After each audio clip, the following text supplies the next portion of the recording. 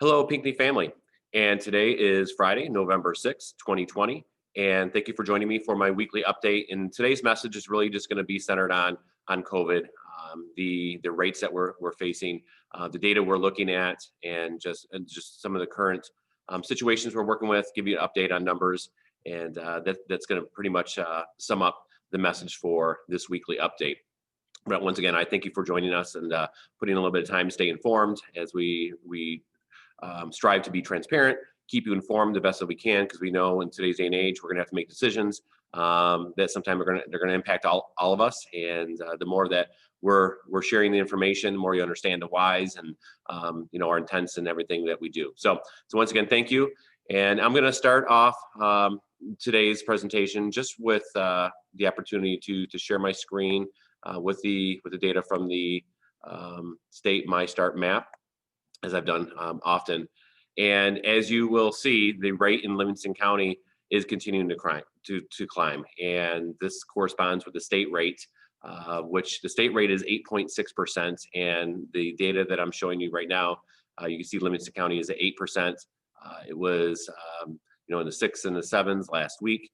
And as you can see from the graph below that I spoke about last week as well, you're going to see that the per million over time continues to climb. And I said the health department was concerned with just the continuing increases is what we're seeing. And this is just fitting with the trends that we're seeing nationwide and statewide here in Michigan. And so definitely concerning. We're definitely feeling the impact here at school as we see cases increase in Livingston County. And obviously you as parents are being informed in terms of quarantine and cases and things of that sort, and obviously positive cases of COVID as well. Here over the past week, we've had 5 new cases in the district. We've had 3 high school students, 1 Pathfinder student, and 1 Navigator staff member. And so we've worked through all those situations. Everybody impacted with that has been contacted through letters and emails from the appropriate principals at each building. So we're working through those situations. To be honest, we have probably close to 100 students quarantined, if not more, throughout the district. I know this seems like a lot, but when I correspond with my fellow colleagues throughout Livingston County, they're dealing with even and much more. There's one district that's had between 150 to 200 students quarantined in the past week or so. So these trends are consistent throughout. We're definitely not exempt or immune to those, and we're going to continue looking at this data as we move forward. I've gotten some good questions from parents about given the rates of infection going up, when do you make decisions about closing schools and looking at going full remote? And that's something that we definitely are talking about, and we have to meet with the health department and Dr. Juan Marquez, who's the residing doctor in our area with the health department. And we look at data that's a little bit deeper than just the rate of infection. That's kind of our starting point. But when we get together, we're looking at data that includes our local townships. Obviously here we got Putnam Township and Hamburg Township. We look at from a district level, within our district map of the rates of infection. And more importantly, we look at the age groups, because that's our student population. And right now, our age group in Livingston County and in our area, and we're looking at 5-year-olds to 18-year-olds, is still extremely low. And that is one of the driving forces that we have to take in consideration, is that although the rates of infection are going up throughout the area and throughout the state, within our schools, the rate of infection is still extremely low. And that's the other data point that we're looking at, is infection rates or transmission within schools. And I can say in full confidence that we've had 0 transmissions within the school.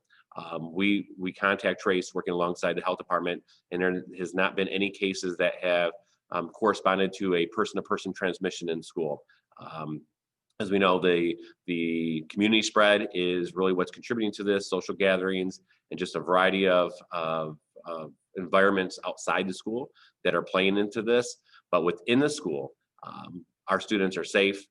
We don't see a transmission rate occurring. Obviously, we're dealing with the consequences of that community spread, but within our schools, we are remaining one of the safest places for our students and our staff to work and to learn. And I stated that prior to starting school back on September 8th. And I think the data and the evidence we have is supporting that our schools are safe. And if we can continue keeping them open for learning to occur, we're going to do everything that we can to make that happen. But to be very honest, it is getting more challenging. Seems like each and every day. And this past week at Pathfinder, we had a situation where we had 5 teachers and 2 administrators who were quarantined, and that presented a big challenge. And I just want to say, this really exemplified the team effort. That model of we're all in this together was really put into practice this week, because it wasn't for a district effort.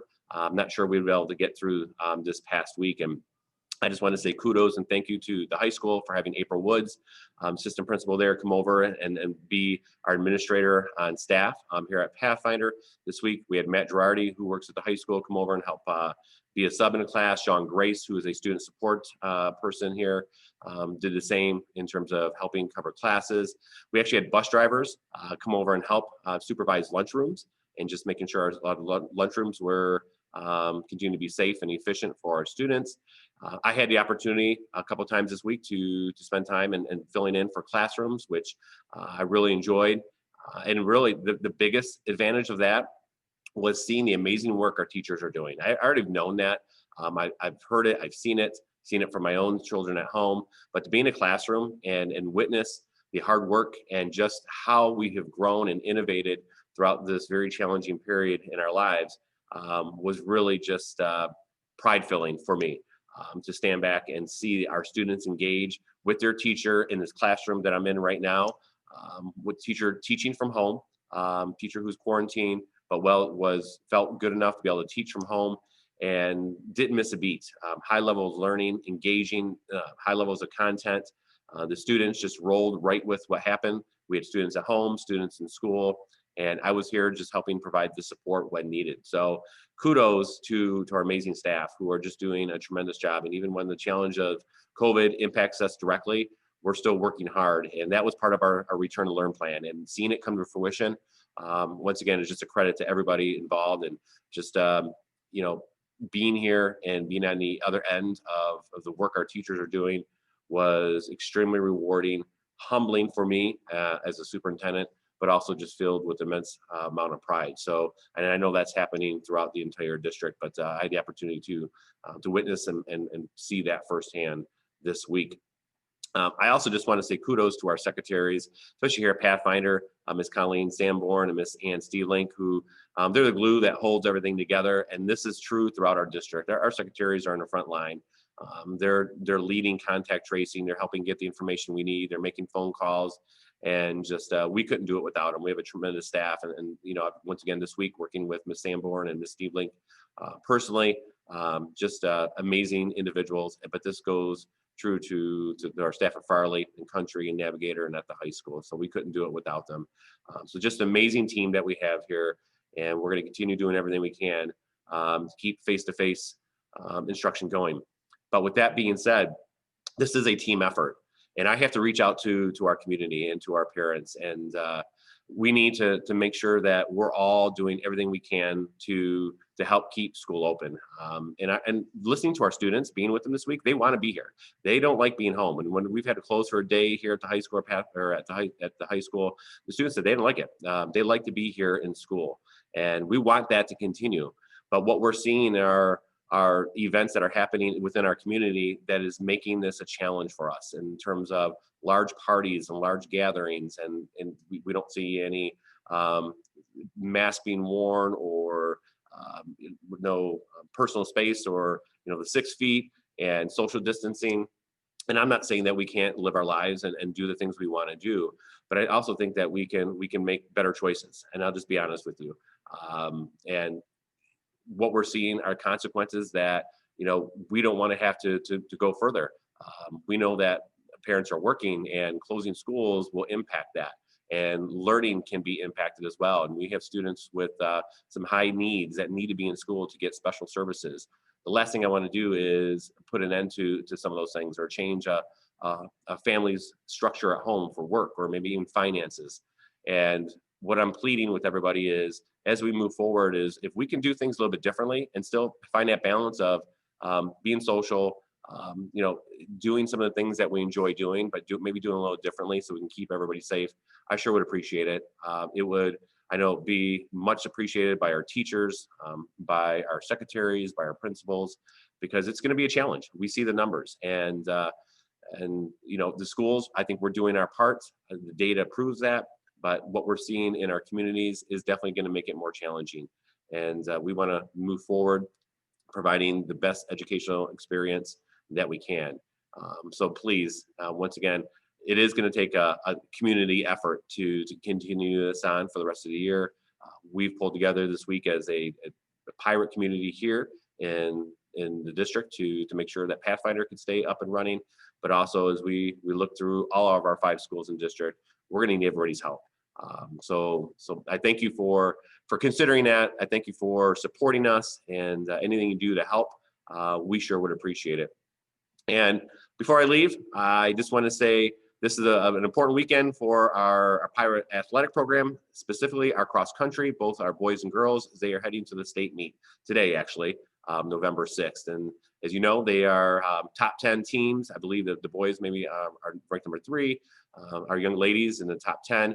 And I know they're going to continue making us proud. They've already made us proud with what they've accomplished already this year, but they're going to represent us well, and they're going to do their very best. And regardless of where they finish, we're extremely proud of this program for the just commitments, persevering through this very challenging time, and perform at the level they're performing is extraordinary. So go Pirates.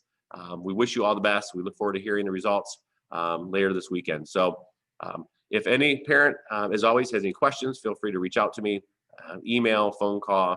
We're here to make sure that you have all the necessary information at your fingertips that you need in terms of supporting your child at home, or just making sure you're supporting the district. And so thank you for everything. Hope you have a great, beautiful fall weekend. It's going to be 70 degrees, and we're very blessed to be living in a state that's so beautiful this time of year. And so once again, thank you for everything. And I look forward to speaking with you again next week. Take care. Have a great weekend.